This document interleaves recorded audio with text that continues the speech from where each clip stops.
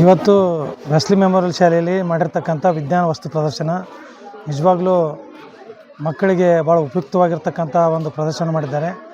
ಅನೇಕ ವಸ್ತು ಪ್ರದರ್ಶನಗಳನ್ನು ಮಕ್ಕಳು ಅತ್ಯಂತ ಉತ್ತಮ ರೀತಿಯಲ್ಲಿ ವಿವರಣೆ ಕೊಡುತ್ತಾ ಮಕ್ಕಳಿಗೆ ಇದರಿಂದ ವೈಜ್ಞಾನಿಕವಾಗಿ ಅನೇಕ ಹೊಸ ಹೊಸ ವಿಚಾರಗಳನ್ನು ಕಲಿಯುವಂಥ ವ್ಯವಸ್ಥೆ ಇದಾಗಿದೆ.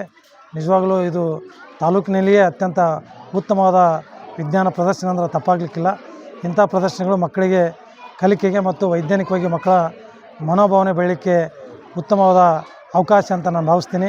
ಇಂಥ ಕ್ರಿಯೆಗಳು ಚಟುವಟಿಕೆಗಳು ಯಾವಾಗಲೂ ಶಾಲೆಯಲ್ಲಿ ನಡೀತಿರಲಿ.